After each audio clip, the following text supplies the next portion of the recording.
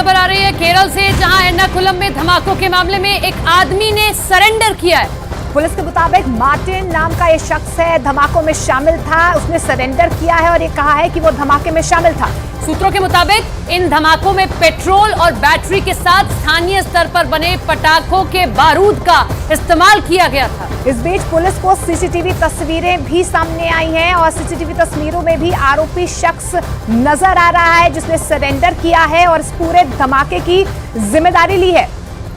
तो बड़ी खबर केरल के एर्नाकुलम से आप देख रहे हैं, जहां ये ब्लास्ट होता है, एक की जान चली जाती है, कई लोग घायल हो गए हैं। और आनंद हमारे सहयोगी फिलहाल जुड़ रहे हैं। आनंद, ये जो शख्स है मार्टिन, इसकी क्या भूमिका फिलहाल नजर आ रही है इस पूरे धमाके में? देखिए मोनिका, ये शख्स दावा कर रहा है कि ये इस ब्लास्ट के पीछे है। बता दें कि ये उसी समुदाय से आता है जिस ईसाई समुदाय की प्रार्थना सभा वहां पे चल रही थी।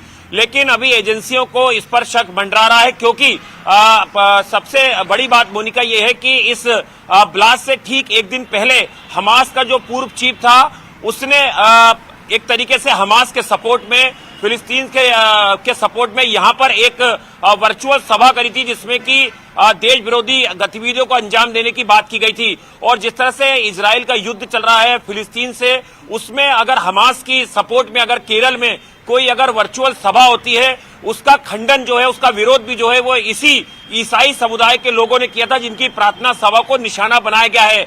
जो एजेंसी के सूत्र बता रहे हैं कि जिस प्रार्थना सभा को निशाना बनाया गया, जिसमें करीबन 2000 लोग शामिल थे, उसमें कई ऐसे नागरिक भी थे जो यहूदी विचारधारा से प्रभावित है या यहूदी थे। तो कहीं ना कहीं इससे एक आतंकवादी हमला देखकर एजेंसी अपनी जांच को आगे बढ़ा रही है। लेकिन इन सबके बीच में बताइए कि 2 दिन पहले किसी का संबोधन देना, उसके बाद में ये सब कुछ हो जाना, हमास से किस तरीके से कनेक्शन सामने आ रहा है? क्योंकि देश भर में अब अलर्ट जारी कर दिया गया इस ब्लास्ट के बाद।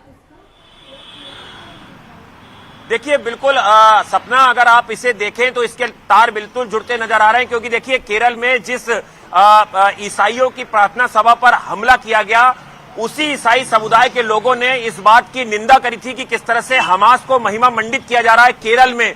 और केरल में एक वर्चुअल रैली निकाली गई, जिसमें हमास का जो पूर्व चीफ था, उसने उसमें एक संबोधन दिया। उसने अरबी भाषा में कई ऐसी भड़काऊ चीजें बोली जो भारत के खिलाफ थी और यहूदियों के खिलाफ थी, और हमास को उसने एक महिमा मंडित करने की कोशिश की। उसके बाद जब ईसाइयों ने इस बात का खंडन किया, इस बात की निंदा की, और उसके बाद ही अचानक से ये ब्लास्ट होता है। आनंद, कई पहलू सामने आ रहे हैं जो जांच का विषय है।